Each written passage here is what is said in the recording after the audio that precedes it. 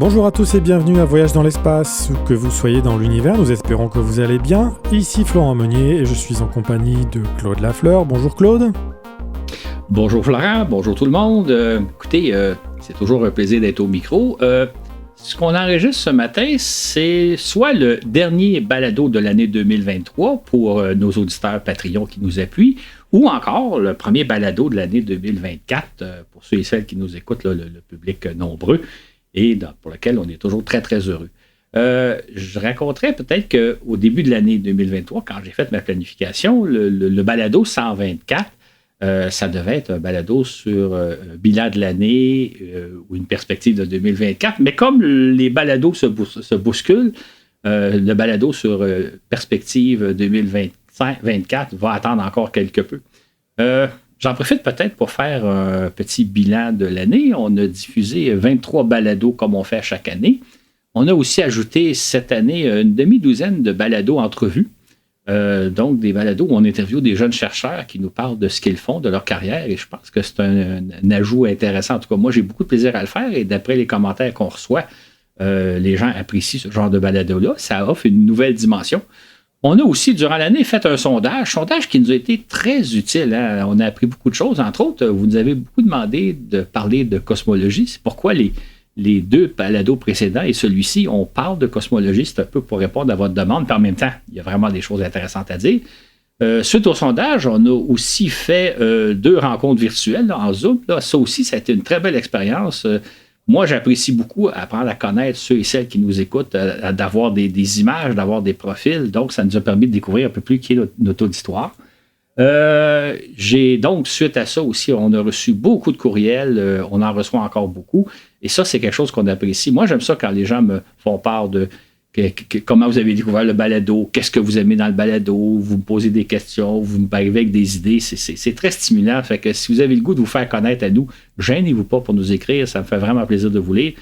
Et je pourrais vous dire que je suis en train de préparer la programmation de 2024 et le nombre de sujets déborde. Mon panier de sujets déborde. Donc, on manque pas de matière. En fait, si j'avais le temps, l'énergie, on pourrait faire des balados à chaque semaine. Malheureusement, ça serait hors de nos capacités, mais les sujets ne manquent pas.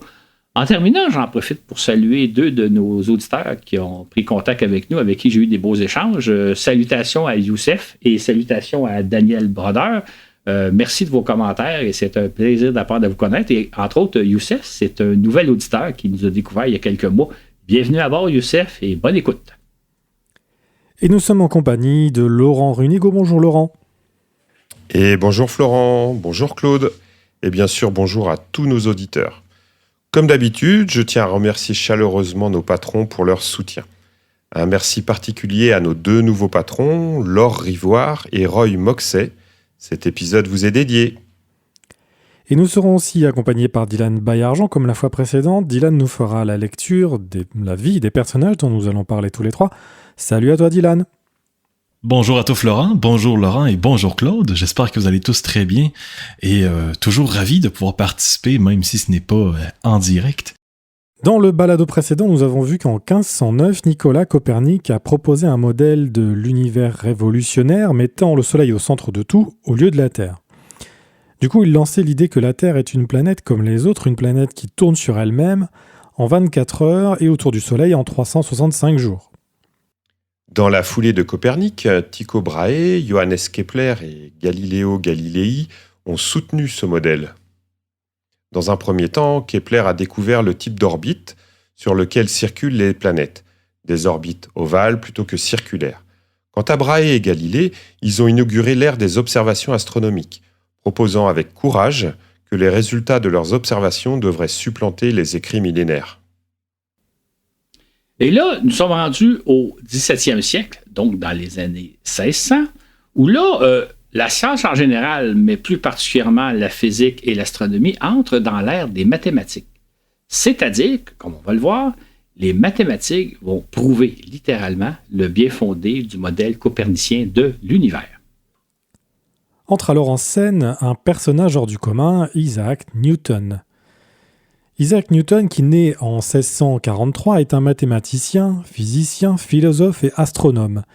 Il établit les 3 lois universelles du mouvement des corps célestes, théorie que l'on appelle à présent la mécanique newtonienne, ou encore la mécanique classique, c'est ça, Claude?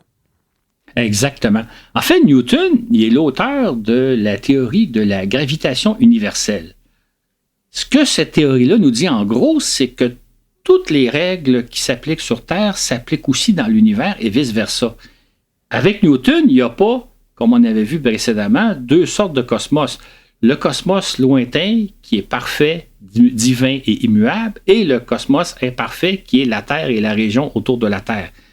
Pour Newton, les mêmes règles s'appliquent partout dans l'univers, qu'on soit sur Terre, qu'on soit sur la Lune, qu'on soit n'importe où, c'est les mêmes règles qui s'appliquent. Et ça, c'est un changement de vision fondamentale.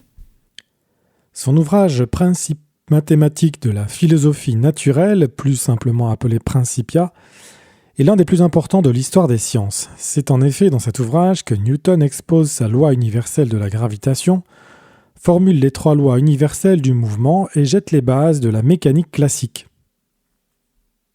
En fait, pour cette réalisation, et encore plusieurs autres réalisations, comme on va voir, Newton, c'est l'un des plus grands génies de tous les temps. En fait, je pense qu'on peut dire, sans même craindre de se tromper, que c'est fort probablement le plus grand génie qu'il y a jamais eu sur Terre. Laissons Dylan nous parler de ce personnage pour le moins excentrique. Isaac Newton, né le 25 décembre 1642, selon l'ancien calendrier julien en usage en Angleterre, ou le 4 janvier 1643, selon le calendrier grégorien, il naît dans un manoir à Woolsthorpe de parents fermiers. C'est un bébé prématuré et personne ne croit qu'il va survivre. Le petit Isaac connaît ensuite une enfance très malheureuse, son père décédé 3 mois avant sa naissance, puis sa mère l'abandonne alors qu'il n'avait que 3 ans. Il est alors confié à ses grands-parents maternels. Toute sa vie, Newton souffrira de cette enfance malheureuse.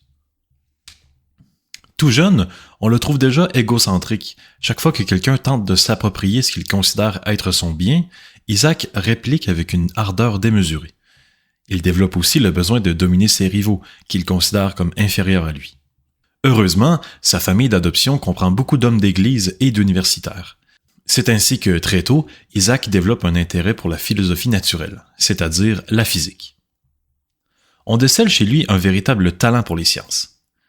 À 18 ans, il entre au Trinity College de Cambridge. Là, il a accès aux plus récentes publications scientifiques, si bien que Newton dévore tout ce qui lui tombe sous la main. C'est un autodidacte qui suit son propre parcours. En 1665, l'Angleterre subit une épidémie de peste noire, qui oblige l'université à fermer ses portes et à renvoyer ses étudiants chez eux. Ça nous dit tous quelque chose avec ces dernières années, n'est-ce pas? Pour Newton, c'est l'occasion de faire des bonds de géant en mathématiques, en physique et surtout en optique. C'est ainsi qu'il crée l'analyse mathématique moderne tout en révolutionnant nos connaissances sur les propriétés de la lumière. Hélas, on observe chez lui une personnalité assez trouble et assez particulière. Ainsi, Newton a tendance à se replier sur lui-même. Il vit seul, ne se mariera jamais, et c'est un bourreau du travail. On dit même que parfois, il en oublie de dormir et de manger. De plus, il n'est jamais pressé de faire connaître ses nombreuses découvertes, retardant même de plusieurs années la publication de ses découvertes ou de faire connaître les théories qu'il élabore en quantité. Sa vie sera d'ailleurs marquée par plusieurs épisodes troubles et par des dépressions profondes. À un moment donné de sa vie, il demeure des mois dans un état de prostration et de paranoïa. Il est même sujet à des hallucinations. Newton meurt le 31 mars 1727 à l'âge de 84 ans. Ses funérailles seront grandioses. Il est inhumé dans la nef de l'abbaye de Westminster aux côtés des rois d'Angleterre. Voltaire notera, il a vécu honoré de ses compatriotes et a été enterré comme un roi qui aurait fait du bien à ses sujets. En 1684, Edmond Halley prend contact avec Isaac Newton. Halley a repéré la célèbre comète qui porte son nom et il se demande si l'attraction d'une comète passant près de la Terre ne pourrait pas déclencher de fortes inondations. En fait, il pense avoir trouvé l'explication du grand déluge dont parle la Bible. Et c'est alors que va naître une profonde amitié entre les deux hommes, donc entre Newton et Halley. Halley va même convaincre Newton de faire connaître sa vision de l'univers, une vision un peu particulière comme on va le voir, et c'est même Halley qui va financer la publication de l'un des ouvrages scientifiques les plus importants de tous les temps, d'un chef-d'œuvre qu'on appelle justement Principia, et qui nous fait connaître la loi de la gravitation universelle. Il s'agit en effet rien de moins que de l'ouvrage fondateur de la physique moderne, puisque Newton y expose le principe d'inertie, la proportionnalité des forces et des accélérations, l'égalité de l'action et de la réaction, les lois du choc, entre autres. Il traite aussi du mouvement des fluides et des marées, et surtout, il y expose sa théorie de l'attraction universelle, c'est-à-dire que les corps s'attirent, démontre-t-il, avec une force proportionnelle au produit de leur masse, et inversement proportionnelle au carré de leur distance. Ce faisant, il explique pourquoi les planètes tournent autour du Soleil à cause de la force de gravité qu'exerce la masse du Soleil sur elles. Exactement. Et c'est à partir de ce moment-là qu'on peut dire que les planètes gravitent autour du Soleil. C'est-à-dire qu'auparavant, on disait que les planètes tournaient autour du Soleil sans trop comprendre pourquoi. Or, Newton nous fait donc ressortir le concept de la gravitation, la force de gravitation. Et c'est pour ça que si vous avez été attentif au balado précédent, j'ai jamais dit que les planètes gravitaient autour du Soleil parce qu'on ne savait pas pourquoi les planètes tournaient autour du Soleil. Mais avec Newton, on peut désormais dire, et oui, les planètes gravitent autour du Soleil. C'est vers la fin de sa vie qu'aurait eu lieu le fameux épisode de la pomme qui, tombée d'un arbre, se serait fracassée sur sa tête. Cette chute inopinée aurait, dit-on, inspiré à Newton l'idée des lois de la gravitation universelle. Est-ce que c'est vrai ça, Claude? C'est la question qu'on pose. Est-ce que c'est réellement un événement qui est arrivé? Y a-t-il vraiment une pomme qui est tombée sur la tête de Newton? Ou c'est pas plutôt une fable que celui-ci a racontée? Parce qu'il faut dire que c'est Newton lui-même qui raconte l'idée qu'une pomme lui serait tombée sur la tête. Mais on se pose la question si c'est un événement authentique ou si c'est pas plutôt une façon que Newton a trouvée pour illustrer son propos. Et en réalité, Newton se serait peut-être un jour demandé pourquoi une pomme tombe-t-elle toujours à la verticale? Pourquoi ne tombe-t-elle pas de biais ou pourquoi pas vers le haut? Pourquoi tout objet qui tombe se dirige nécessairement vers le centre de la Terre? C'est là un bel exemple de question toute simple. Hein? Pourquoi une pomme tombe vers le centre de la Terre et non pas à côté ou dans les airs? C'est l'exemple de question toute simple qui mène à faire de très grandes découvertes, donc la gravitation universelle. 150 ans plus tard, Albert Einstein va aussi se poser des questions toutes simples qui mènent à des découvertes sensationnelles. En fait, on va parler de la relativité.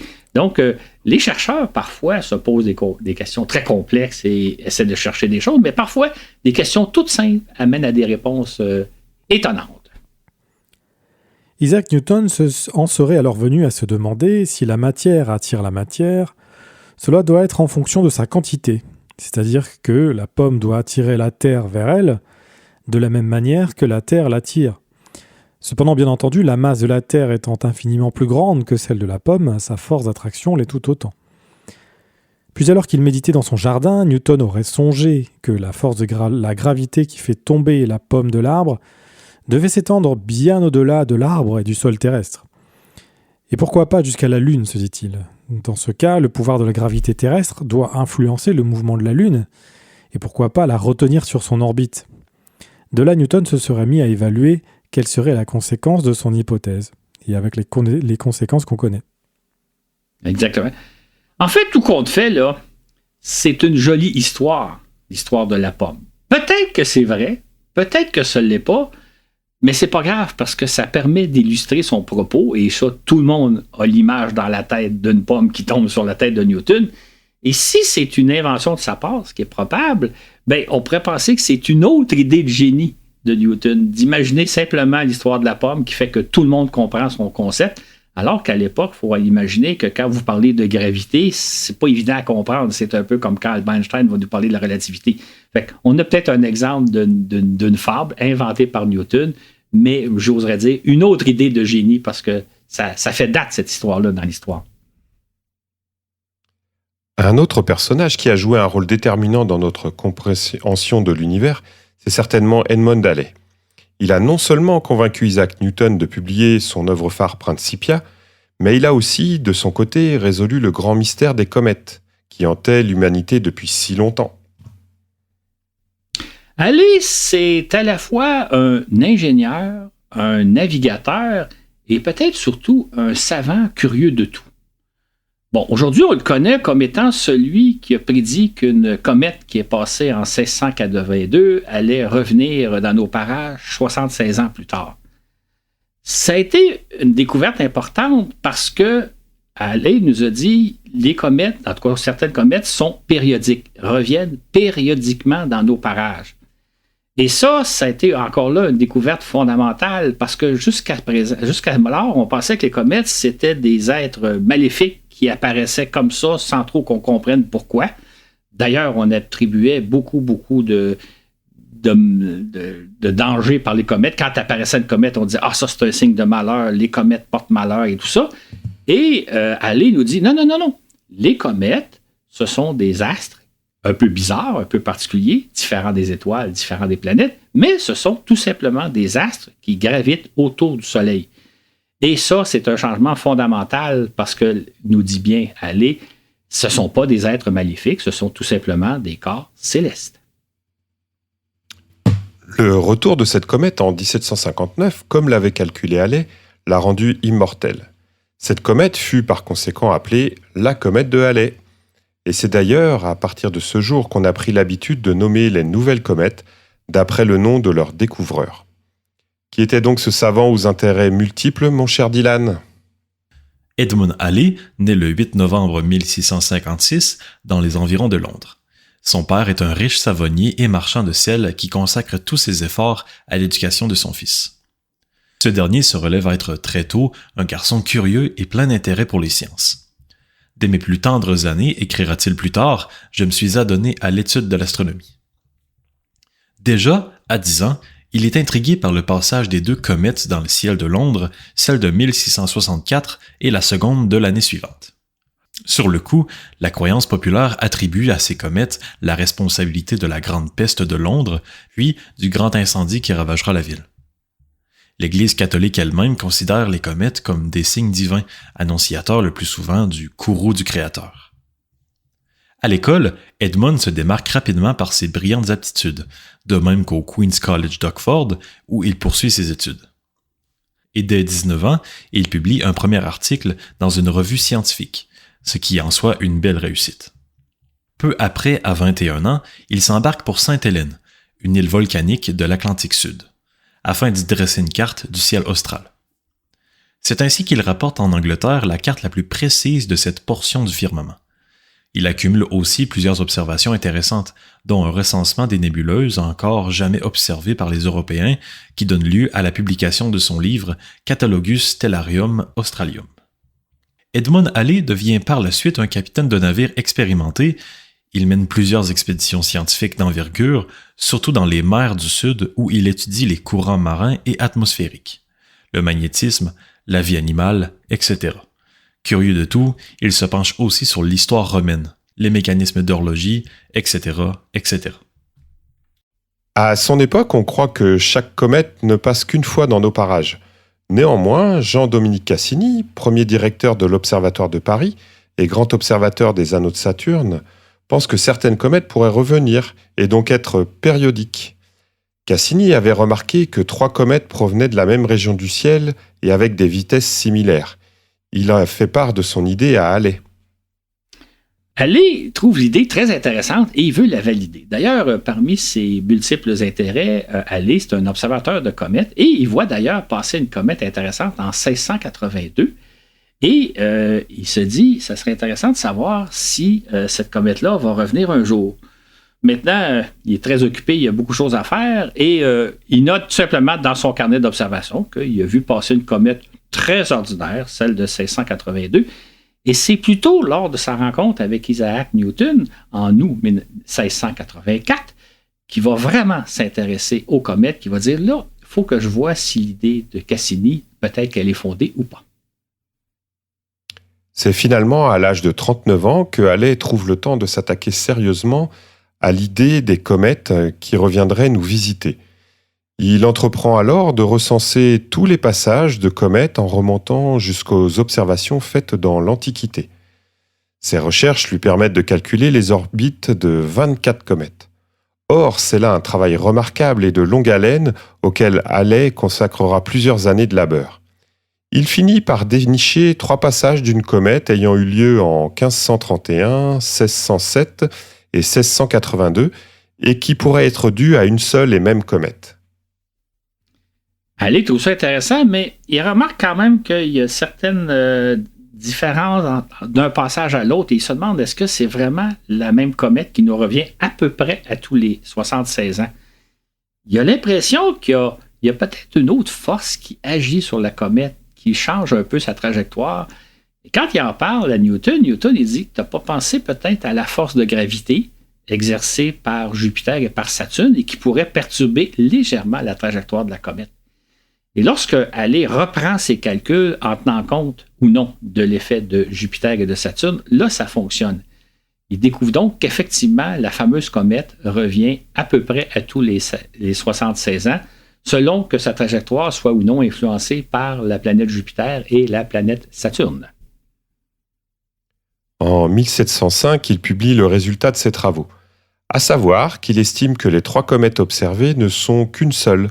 Mieux, à partir de ses calculs, il prédit le retour de cette comète pour Noël 1758. Hélas, il sait déjà qu'il ne sera pas là pour observer la justesse de ses calculs, car il aurait alors 102 ans. C'est d'ailleurs le fait, c'est que Halley va décéder le 14 janvier 1742 à l'âge de 85 ans. Et lorsqu'on consulte les notices funéraires, donc qui parlent de sa vie, de sa carrière, on ne mentionne pas cette prédiction-là. On parle plutôt de ses très nombreuses expéditions en mer. On parle aussi des découvertes qu'il a faites. On parle des inventions qu'il a faites, entre autres la cloche de plongée. Donc, l'idée que lui avait prédit qu'une comète reviendrait en 1758 passe un peu sous silence. C'est plus tard qu'on va en prendre compte. Toutefois, en 1757, un mathématicien français, Alexis Clairaut, entreprend de refaire les calculs de Halley afin d'établir avec plus de précision la date du retour de la comète. Mais comme il s'agit d'une tâche fastidieuse, Clairaut fait appel à 2 autres mathématiciens, Jérôme de Lalande et Nicole Rennes-Lepaute. Après d'intenses mois de calculs, ceux-ci annoncent que la comète devrait effectuer son passage proche du Soleil le 13 avril 1759, soit 3 mois et demi plus tard que l'avait calculé Halley, tout de même 60 ans plus tôt. En réalité, cette comète passera dès le 13 mars 1759, avec 1 mois d'avance sur la date fixée par ces mathématiciens. C'est une démonstration fantastique des mathématiques appliquées à l'univers. En fait, les calculs qu'a fait Halley et ses successeurs démontrent que l'on peut appliquer les mathématiques à l'univers. C'est un autre clou important dans le cercueil de ceux et celles qui pensent que l'univers est comme immuable, que rien n'est prédictible, que rien ne change dans l'univers. C'est donc une étape importante qui valide effectivement le modèle copernicien d'un univers qu'on peut calculer mathématiquement. C'est d'ailleurs à partir de ce jour-là qu'on donne le nom du découvreur à une comète. Donc, la première comète, c'est la comète de Halley et à l'avenir, lorsque quelqu'un va découvrir une comète, on va lui donner son nom à la comète. Auparavant, on parlait plutôt de la comète qui est passée en 1682, par exemple, donc c'était la comète avec l'année. À partir de Halley, on donne le nom du découvreur à la comète. Il y a un autre éminent spécialiste des comètes, l'astronome français Charles Messier. Je vous assure que tous les astronomes amateurs le connaissent bien. C'est notre champion, mais pour une raison qui n'a rien à voir avec les comètes. Né en 1730, Messier consacre l'essentiel de sa vie à repérer des comètes. Entre 1760 et 1801, il étudie scrupuleusement 44 comètes et en découvre 20, ce qui n'est pas rien. Exactement. Mais Messier se bute à un obstacle, à un écueil. Quand on observe le firmament, on voit ici et là des taches un peu diffuses dans le ciel qu'on pourrait penser que c'est des comètes. Sauf que ces taches-là sont fixes, elles ne bougent pas au firmament, alors que les comètes se déplacent. Donc, il arrive souvent qu'on confond les comètes qu'on confond plutôt ces taches qu'on appelle des nébuleuses, des taches qu'on ne sait pas trop de quoi il s'agit, mais qui ne sont pas des comètes. En conséquence, en 1781, Charles Messier publie un catalogue dans lequel il indique 103 nébuleuses, le fameux catalogue de Messier.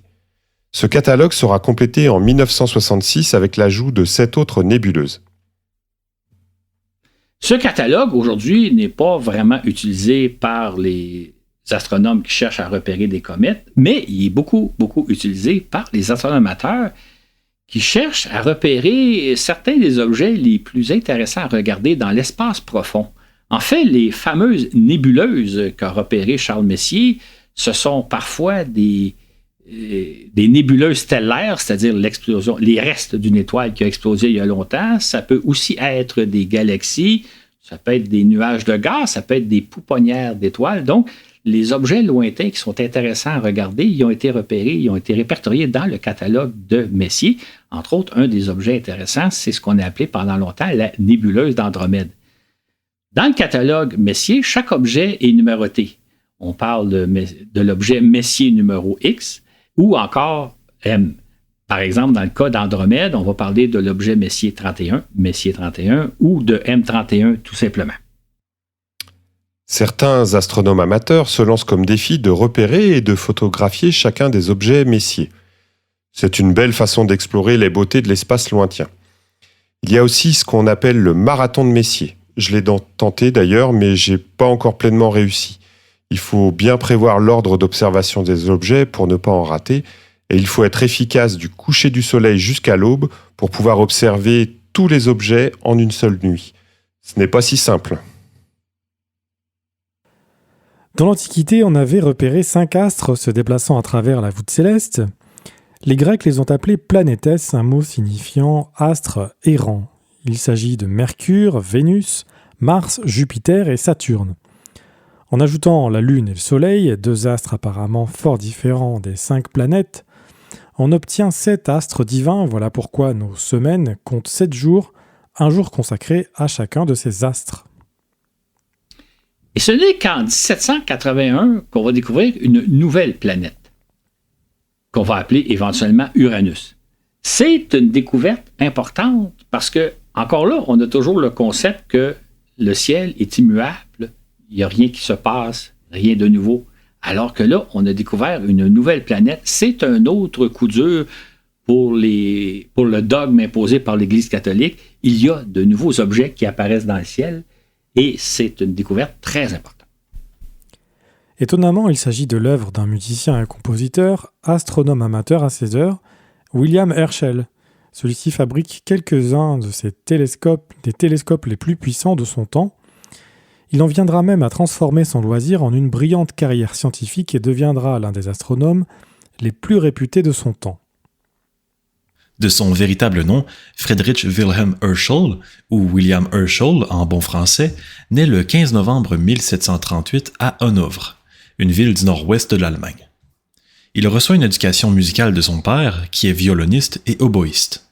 Jeune homme, William sera marqué par les horreurs de la guerre, particulièrement la guerre de 7 ans que se livrent la Grande-Bretagne et la France et à laquelle il participe.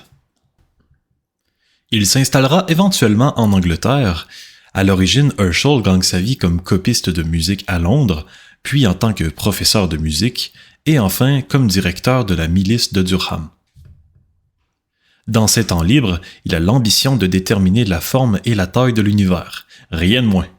N'ayant toutefois pas les moyens de se procurer de bons télescopes, il s'en fabrique un doté d'un miroir de 17 cm qu'il taille de ses mains, une tâche fastidieuse. Il conçoit ainsi un impressionnant instrument qui grossit 227 fois. En 1778, Herschel l'installe dans le jardin de sa demeure. Tout au long de sa vie, il fabriquera plusieurs télescopes, dont certains de taille impressionnante, tel un monstre de 12 mètres de long et de 1,22 mètres d'ouverture. Assisté par sa sœur Caroline, il devient ainsi un observateur chevronné. Celle-ci va être sa fidèle assistante durant une bonne partie de sa carrière, de sorte qu'on la considère, à juste titre, comme une véritable scientifique. Au cours de la nuit du 13 mars 1781, William Herschel repère un astre qui se démarque des autres étoiles. Chaque fois qu'il change l'oculaire de son télescope afin d'augmenter sa puissance, il constate que l'astre augmente de taille, alors que les étoiles demeurent de simples points brillants. Ainsi, se dit Herschel, l'étrange objet qu'il observe ne peut pas être une étoile. Dans son carnet de notes du 13 mars, il inscrit « Un objet curieux, soit une nébuleuse ou peut-être une comète. Quelques jours plus tard, il reprend ses observations et suppose qu'il a affaire à une comète, puisque l'objet a changé de place, note-t-il. Une nébuleuse n'aurait pas bougé sur une échelle de temps aussi faible. Exactement. En fait, Herschel, qui est un astronome amateur, décide de prévenir ses collègues astronomes professionnels, notamment à l'observatoire d'Oxford et de Greenwich. Et quelques temps plus tard, il reçoit une réponse qui l'intrigue un peu. Un des astronomes lui dit « Je ne sais trop comment appeler l'objet que vous nous avez signalé. C'est peut-être une comète, mais c'est peut-être aussi une planète. » Bientôt, les astronomes se mettent à soupçonner qu'il pourrait s'agir d'une planète, donc, et c'est le cas d'Anders Lexell qui, le premier, calcule l'orbite du nouvel objet. Il parvient ainsi à conclure qu'il s'agit bien d'une planète dont il estime sa distance, à près de 2 fois celle de Saturne. Pour sa part, Charles Messier remarque qu'avec son aspect de disque, cet objet ressemble davantage à Jupiter qu'aux 18 comètes qu'il connaît bien. Mais néanmoins, Herschel demeure quand même prudent. Lorsqu'il en parle, entre autres, aux astronomes professionnels, il dit, il parle encore d'une comète. Il parle de la comète que lui a observée, tout en sachant que peut-être que ce serait une planète. Mais ce serait une découverte importante, parce que ce serait la première fois qu'on découvre une planète depuis l'Antiquité. On connaissait seulement 7 planètes en l'Antiquité. Donc, Herschel demeure prudent, d'autant plus que si jamais c'était une planète, ça doublerait la taille du système solaire. Donc, c'est une découverte très importante, mais Herschel demeure très prudent avant de sauter aux conclusions. C'est ainsi que le 26 avril 1781, lorsqu'il en parle devant la Royal Society de Londres, Herschel persiste à dire qu'il a repéré une comète. Puis 2 ans plus tard, il énonce auprès de cette même assemblée que d'après l'observation des astronomes les plus éminents d'Europe, il semble que la nouvelle étoile, que j'ai eu l'honneur de leur signaler en mars 1781, soit une planète de notre système solaire. Une vraie révolution. Exactement. En fait, lorsqu'on confirme que c'est la découverte d'une planète, c'est une découverte qui fait absolument sensation et surtout qui fait la fierté de l'Angleterre. Ce sont les Britanniques qui ont découvert une nouvelle planète dans notre système solaire. Herschel devient vite une célébrité. Et le roi George III lui décerne une pension pour souligner cette grande découverte et il fixe une condition. Herschel va recevoir une pension à condition qu'il vienne s'installer, lui et sa famille, au château de Windsor afin que la famille royale puisse observer l'univers à l'aide des télescopes de Herschel. C'est comme Herschel maintenant va avoir une pension du roi, il peut cesser de faire ses travaux qui sont liés à la musique et se consacrer à sa passion qui est l'astronomie.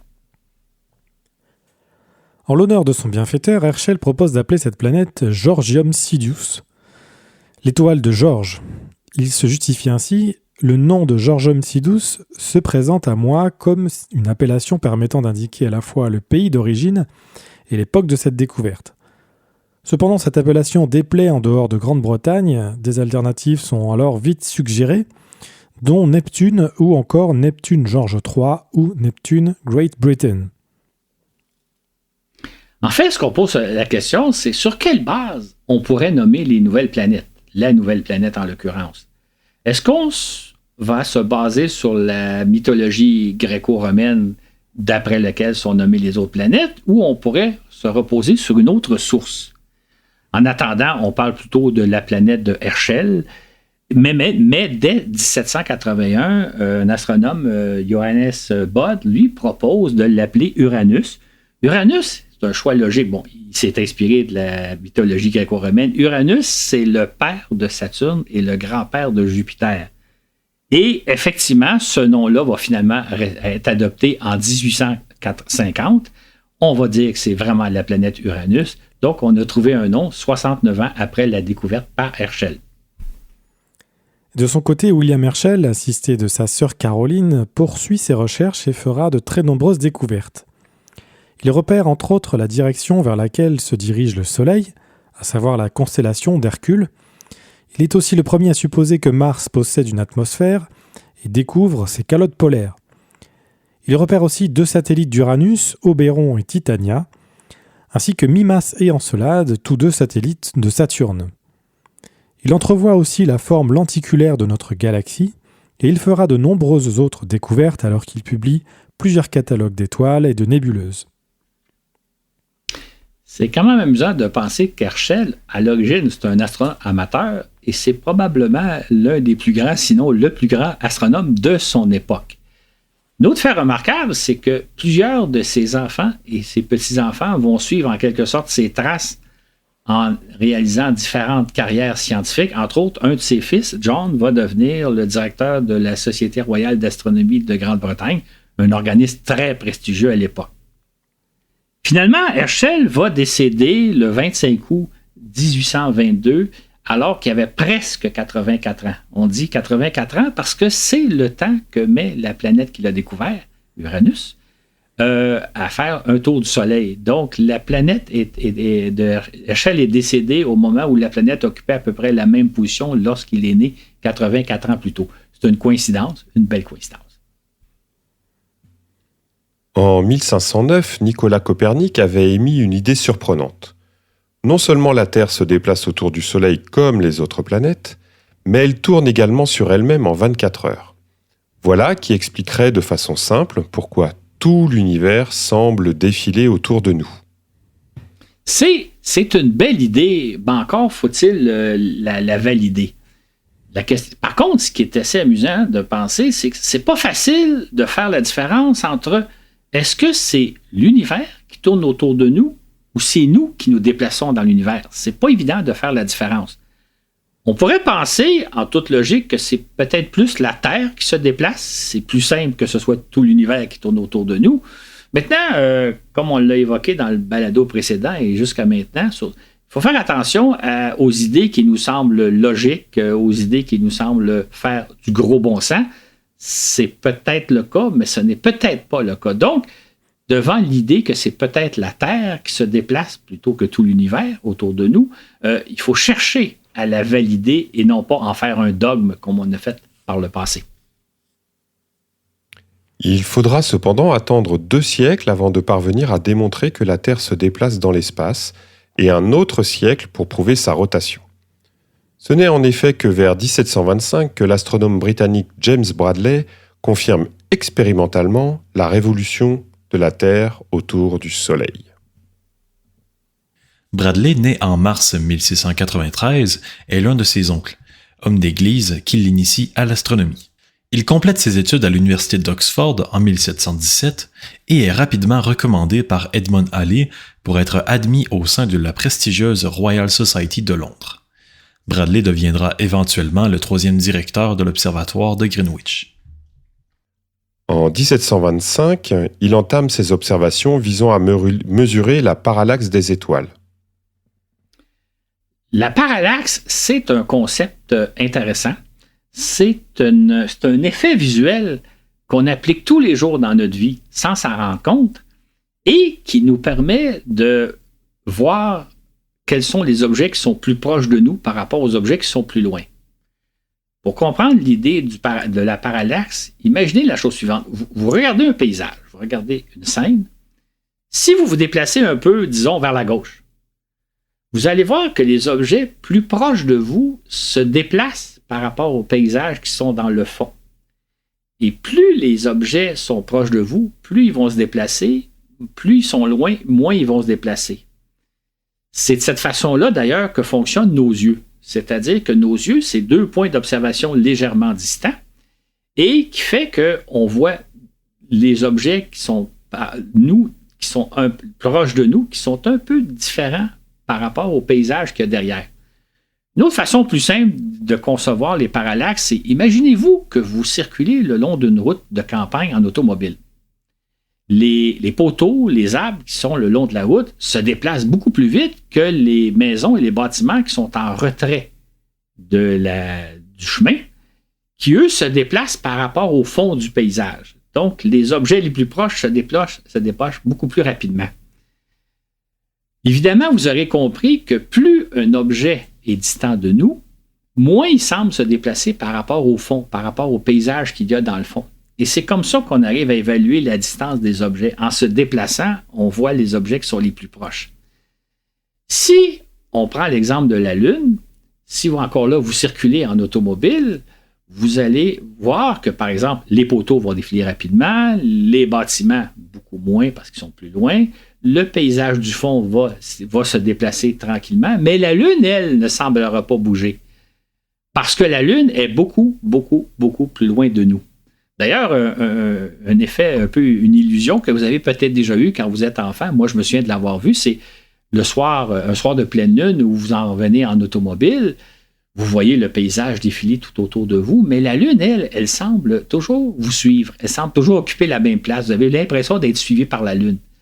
C'est parce que la Lune se trouve très loin de nous. Donc, le parallaxe de la Lune est beaucoup plus petit que le parallaxe des objets qui sont près de nous. Et c'est encore plus vrai dans le cas des étoiles. Le parallaxe des étoiles est encore plus petit que celui de la Lune. C'est de cette façon qu'en observant très attentivement certaines étoiles, James Bradley est parvenu à démontrer que les étoiles se déplacent légèrement au fil d'une année par rapport au fond cosmique. C'est-à-dire qu'en se déplaçant autour du Soleil, la Terre nous offre des points de vue différents qui font que les étoiles paraissent se déplacer quelque peu par rapport au reste du firmament. Démonstration simple, dirons-nous, mais qui exige de longues observations ultra précises. En fait, à l'époque de Bradley, on ignore à quelle distance se trouvent les étoiles. On sait seulement que leur parallaxe est tellement petit, en fait si petit qu'on ne peut pas le mesurer, ça nous fait dire que les étoiles sont très, très loin. Mais combien loin, on ne le sait pas. En fait, à son époque, on ne sait même pas c'est quoi la distance Terre-Soleil. À quelle distance se trouve le Soleil? On sait qu'il se trouve loin, en fait, plus proche de la Terre que les autres étoiles. Le parallaxe du Soleil est plus gros, mais on ne peut pas le mesurer non plus. Par contre, Bradley, lui, il est parvenu à évaluer que la lumière du Soleil prend 8 minutes et 12 secondes à nous parvenir. Sa mesure est très bonne parce qu'en réalité, il s'est trompé de 10 secondes seulement. Fait qu'on sait à son époque que la lumière prend 8 minutes et 12 secondes à nous parvenir, mais on ne sait pas à quelle distance se trouve le Soleil. Bradley a donc démontré que la Terre tourne autour du Soleil. On doit ensuite au physicien et génial inventeur français Léon Foucault d'avoir démontré, de façon aussi simple que stupéfiante, la rotation de la Terre sur elle-même. Celui-ci est en effet célèbre pour avoir conçu un pendule, le pendule de Foucault. Voilà qui illustre le fait que c'était un prolifique concepteur d'instruments de mesure. Il a entre autres inventé le gyroscope. Jean-Bernard Léon Foucault, né à Paris le 18 septembre 1819, son père étant éditeur, il fait ses premières années scolaires en grande partie à la maison, avant d'entrer au collège de Stanislas de Paris. Il entame ensuite des études de médecine, qu'il abandonne, pour se tourner plutôt vers la physique et surtout vers l'expérimentation. Il devient de fait un expérimentateur hors pair. Parmi d'autres éléments, Foucault mène une série d'expériences sur l'intensité de la lumière du Soleil et démontre que celle-ci se propage plus rapidement dans l'air que dans l'eau. Il s'intéresse aussi à l'électricité, phénomène nouveau qui intrigue autant les physiciens que le grand public. En 1851, il démontre la rotation quotidienne de la Terre à l'aide d'un pendule de 67 mètres de long, au bout duquel il a fixé un poids de 28 kg et suspendu au plafond du Panthéon de Paris. Pour cette démonstration, ainsi que pour l'invention du gyroscope, il recevra en 1855 la médaille Copley de la Royal Society de Londres. Il est badass, ce monsieur Foucault. D'autre part, en 1862, Foucault parvient à déterminer la vitesse de la lumière, qu'il estime à 298 000 km/s. Aujourd'hui, on établit cette vitesse à 299 792 km/s. Couplé au temps que met la lumière du Soleil à nous parvenir, selon Bradley, on obtient que la distance Terre-Soleil serait de 146,6 millions de kilomètres. Voilà une estimation fort valable pour l'époque, puisqu'on établit de nos jours cette distance à 149,6 millions de kilomètres. Suite à la découverte d'une 7e planète par William Herschel en 1781, on repérera bientôt une 8e, puis une 9e, une 10e et une 11e planète. En effet, dès 1801, Giuseppe Piazzi inaugure l'ère des découvertes en cascade de planètes. Voilà qui, une fois de plus, bouleverse l'ordre établi. Giuseppe Piazzi, né le 16 juillet 1746 en Lombardie. Comme c'est souvent le cas à l'époque, il est à la fois astronome, mathématicien et homme d'église. Au point de départ, Piazzi est un religieux qui enseigne la théologie et les mathématiques, notamment à Rome, auprès de son collègue Barnaba Chiaramonti, qui deviendra en 1800 le pape Pie VII. Les deux hommes demeurent de bons amis. C'est toujours utile d'avoir un pape comme ami. Puis, à l'université de Palerme, Piazzi devient professeur d'astronomie. On l'envoie alors séjourner 2 ans à Paris et à Londres afin d'y faire parfaire ses connaissances astronomiques et pour réunir une collection d'instruments afin d'équiper l'observatoire de Palerme dont on lui a confié la fondation. C'est la chance pour lui de côtoyer les plus éminents astronomes anglais et français. De retour à Palerme, il fonde l'observatoire dont l'ouverture officielle a lieu le 1er juillet 1790. À la suite de la découverte d'Uranus, des astronomes imaginent l'existence d'une planète qui orbiterait entre Mars et Jupiter. En effet, ils ont remarqué que la petite Mars, qui ne fait que 6800 km de diamètre, circule à 228 millions de kilomètres du Soleil, tandis que la géante Jupiter, qui elle en fait 143 000, orbite à 778 millions de kilomètres. Logiquement, on s'attend à trouver une planète intermédiaire tant en termes de taille que de distance. C'est ainsi qu'en 1800, 24 astronomes vont combiner leurs efforts afin de réaliser une fouille méthodique de cette région du système solaire. Que vont-ils y trouver ?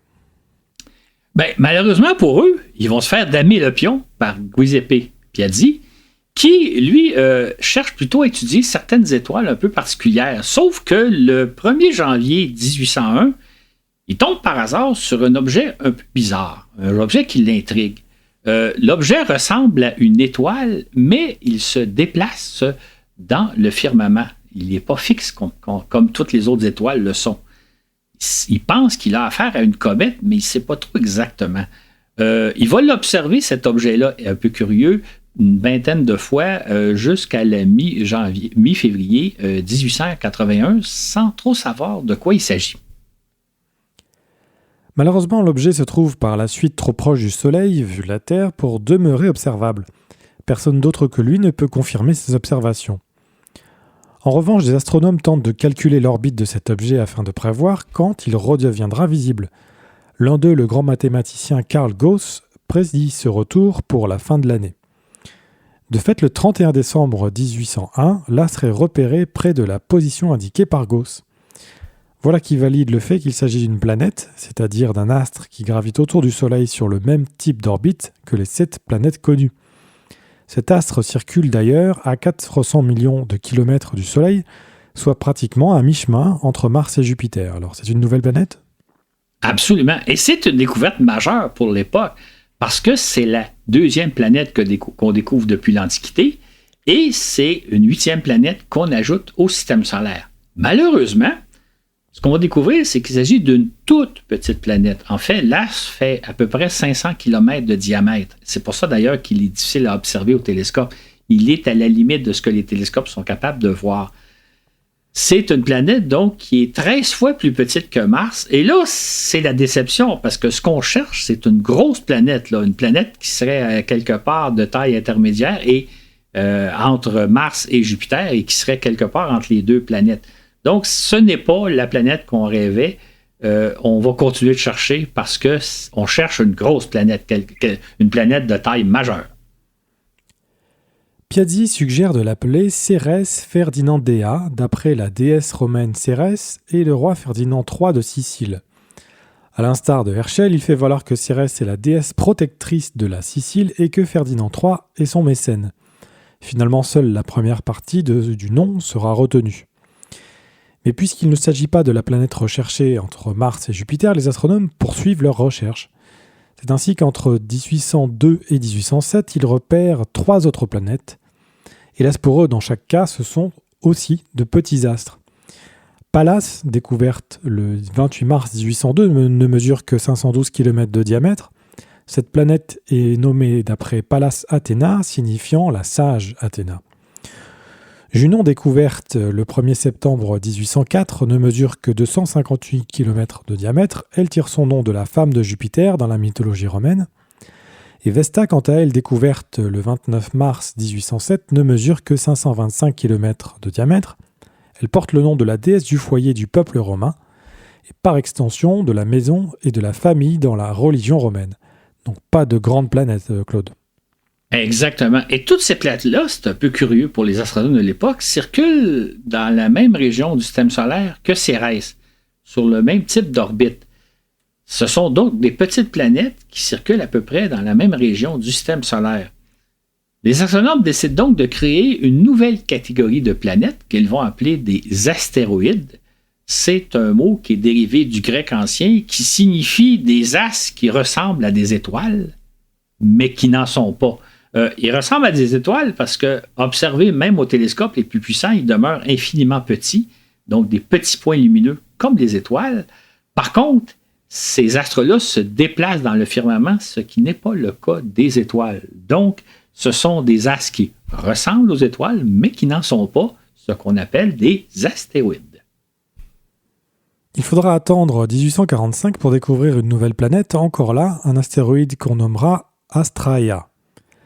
C'est un astre de 167 km de diamètre.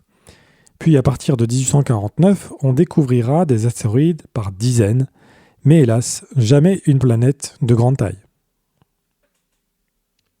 Les astronomes n'ont toutefois pas dit leur dernier mot. Sans relâche, ils scrutent le ciel à la recherche d'une véritable planète. Il faut dire que l'enjeu est de taille, puisque celui qui la découvrira passera à la postérité à la manière de William Herschel. Si d'une part, nombre d'entre eux observent le firmament à la recherche de planètes, mais également de comètes, d'étoiles particulières et de quoi d'autre encore, d'autres chercheurs davantage portés par les mathématiques tentent de délimiter les endroits les plus propices où pourrait se loger une planète d'importance. L'espace est si vaste, se disent-ils, qu'il est préférable d'améliorer nos chances de succès. Ce que ces astronomes mathématiciens tentent de faire, c'est de détecter de légères perturbations dans les déplacements d'Uranus.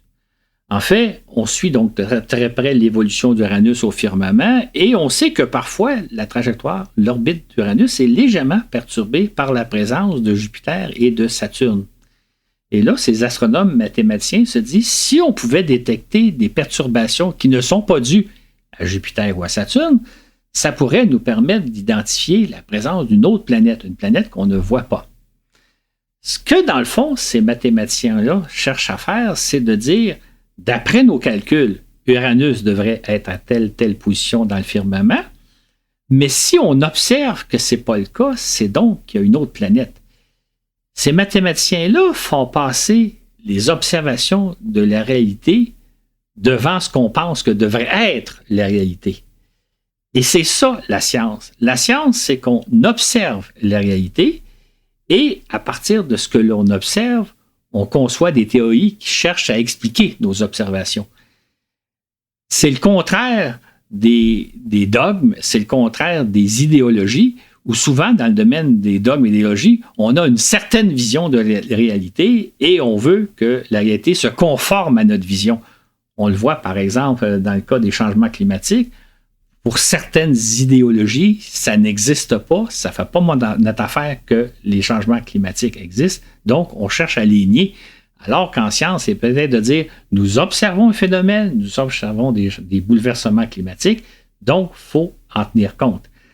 C'est donc une belle démonstration de ce qu'est la science. La science, c'est qu'on observe la réalité et après, on tente de l'expliquer et non pas l'inverse.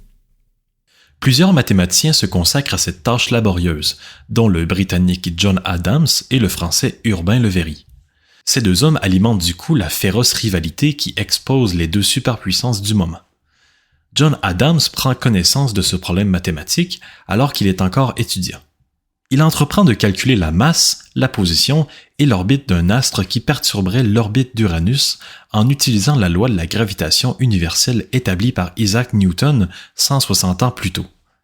Il commence par supposer une position occupée par un astre hypothétique.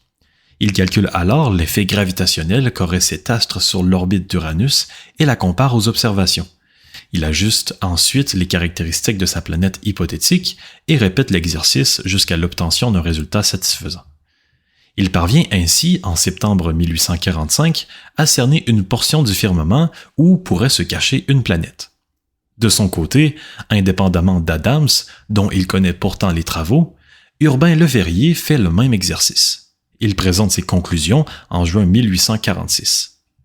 Disposant des calculs d'Adams et de Le Verrier, le directeur de l'observatoire de Cambridge, George Airy, tente de repérer la planète avant tout le monde. Ses recherches débutent le 29 juillet, alors qu'Adams continue de raffiner ses calculs, fournissant aux astronomes britanniques 6 possibilités. Hélas, il les dirige dans la mauvaise section du ciel. De son côté, Le Verrier rend public une position précise de l'astre perturbateur à la réunion d'août de l'Académie des sciences. Peu après, il communique ses résultats à plusieurs astronomes étrangers qui possèdent des télescopes suffisamment puissants pour repérer la fameuse planète. C'est de la sorte que l'astronome allemand Johann Galle, de l'Observatoire de Berlin, reçoit la missive de Le Verrier le 23 septembre. Il se met immédiatement au travail en observant le soir même la région du ciel pointée par Le Verrier. Il passe au peigne fin toutes les étoiles connues dans l'espoir de dénicher un nouvel astre. C'est ainsi qu'il découvre quelque chose peu après minuit. Après moins d'1 heure d'observation et à moins de 1 degré de la position indiquée par Le Verrier, Galle attend quelques heures afin de vérifier que l'astre se déplace réellement au firmament, avant de confirmer qu'il s'agit bien de la planète recherchée. Il communique ensuite à Le Verrier, la planète dont vous avez calculé la position existe réellement. C'est là une immense réalisation scientifique, pour ne pas dire un triomphe, qui valide à tout jamais le modèle de l'univers conçu par Copernic et mis en équation par Johannes Kepler et Isaac Newton. C'est là une démonstration formidable que l'univers est calculable avec des mathématiques. Cette découverte de cette planète-là nous montre que l'univers fonctionne selon des équations. Ça valide donc le système de Copernic et les équations mises au jour par Kepler et par Newton. Et c'est la preuve incontestable que l'univers, c'est pas fait d'un ciel parfait et immuable parce qu'il y a et dans lequel il y aurait des objets qui se baladent à leur gré, là, des objets divins, des objets qui ont une influence sur nos vies. Ce sont plutôt des corps célestes qui tout simplement gravitent autour d'une étoile et on peut calculer leur position. On peut même deviner la présence d'une nouvelle planète comme on vient de le faire. C'est vraiment cette découverte-là, le triomphe de la science sur tout ce qu'on pouvait penser auparavant. À nouveau, la question de l'appellation des planètes surgit. Malgré la découverte d'une 7e planète 65 ans plus tôt, puis de plusieurs astéroïdes, on n'a toujours pas mis en place un protocole pour désigner ces nouvelles planètes. Ce ne sera fait qu'au XXe siècle par l'Union astronomique internationale. Dans un premier temps, on va tout simplement parler de la planète qui est au-delà d'Uranus ou encore de la planète Le Verrier. Quant à Galle, qui l'a observé pour la première fois, lui suggère de l'appeler Janus, qui est un dieu de la mythologie, le dieu des commerçants. Revendiquant le droit de nommer sa découverte, Urbain Le Verrier propose d'abord Neptune, avant de se rafiser pour avancer qu'elle devrait porter son nom. Certaines publications françaises vont jusqu'à suggérer de rebaptiser Uranus du nom d'Herschel et Le Verrier la nouvelle planète. Mais cette proposition est largement rejetée en dehors de la France. Finalement, en décembre 1846, Neptune devient le nom internationalement accepté.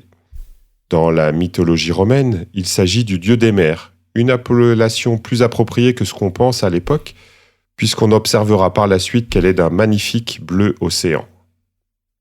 Et cette planète se trouve à 30 fois plus loin du Soleil que la Terre, donc à 30 unités astronomiques, ce qui fait qu'on agrandit d'autant le système solaire qui maintenant est de plus en plus vaste au fur et à mesure qu'on découvre des planètes lointaines. Surtout, Neptune, c'est une grosse planète. Elle est presque 4 fois plus grosse que la Terre. C'est justement le genre de planète qu'on cherchait. On cherchait des belles grosses planètes de taille. On est donc très heureux d'avoir véritablement découvert une 8e planète en bonne et due forme dans notre système solaire. Mais la question se posera ensuite, et même aujourd'hui encore, existe-t-il d'autres planètes d'importance ? Voilà qu'on cherche sans cesse. Et nous voici parvenus à la fin du 19e siècle. En moins de 400 ans, l'astronomie a fait des bonds prodigieux, les astronomes découvrant que les cieux sont tout sauf immuables. Ils nous ont ainsi donné une vision assez juste du système solaire, puisque même si par la suite on découvrira une abondance d'astres circulant autour du Soleil et autour des grosses planètes, rien ne remet en cause les acquis légués par ces pionniers de la cosmologie. Il reste néanmoins encore énormément de choses à découvrir. Par exemple, à l'époque, là on est à la fin du 19e siècle, on pense que l'univers est composé d'une galaxie. En fait, on appelle ça la galaxie avec un G majuscule, la Voie lactée. On sait que cette galaxie-là est composée d'un nombre incalculable d'étoiles. Mais l'univers se limiterait à cette galaxie avec un grand G. Évidemment, on est loin d'imaginer que cette galaxie-là est l'une parmi des milliards d'autres. Donc, il reste encore énormément de choses à découvrir au 20e siècle. De surcroît, on considère que l'univers dans son ensemble est immuable, c'est-à-dire qu'il a toujours existé et qu'il existera toujours sans changer outre mesure. Impensable d'imaginer qu'il pourrait être en expansion et qui pisait en expansion accélérée. Incidemment, à cette époque, la belle nébuleuse d'Andromède, l'objet M31, n'est justement vue que comme une nébuleuse, c'est-à-dire un nuage de matière quelconque qui réside au sein de la galaxie. C'est dire qu'on est très très loin d'imaginer à cette époque-là les révolutions qui vont se produire au 20e siècle. On pense aux révolutions que vont générer des gens comme Albert Einstein, Edwin Hubble, Georges Lemaître et plusieurs autres. Et ça fera l'objet d'un éventuel balado, pas nécessairement le prochain, éventuellement, et pour poursuivre vraiment l'exploration de ce que j'appelle la science en marche, c'est-à-dire que la science amène toujours de nouvelles connaissances. On va le voir dans le cadre du 20e siècle, c'est encore le cas aujourd'hui. Nos connaissances continuent de se développer. La démarche de la science, elle n'est jamais terminée. C'est comme ça qu'on va clore ce chapitre-ci pour le moment, pour y revenir éventuellement. Je terminerai en vous disant que c'est toujours un plaisir de vous lire, d'apprendre qui vous êtes, qu'est-ce que vous écoutez comme balado, quels sont vos balados favoris, si vous avez des suggestions, des questions à me poser. Ça me fait toujours plaisir de vous lire, d'apprendre à vous connaître et de répondre à vos questions. Donc, si vous avez le goût de nous écrire, allez-y par notre adresse toute simple, baladovde@gmail.com, baladovde. Ce sera un plaisir de vous saluer.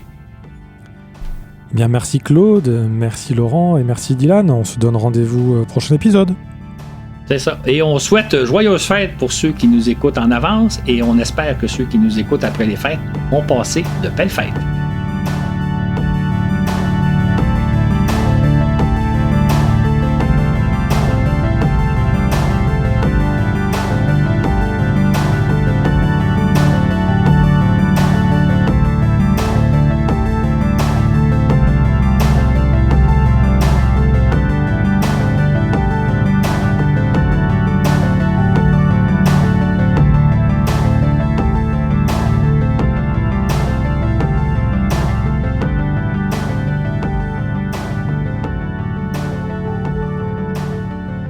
Merci encore 1000 fois pour votre soutien et pour nous avoir écoutés.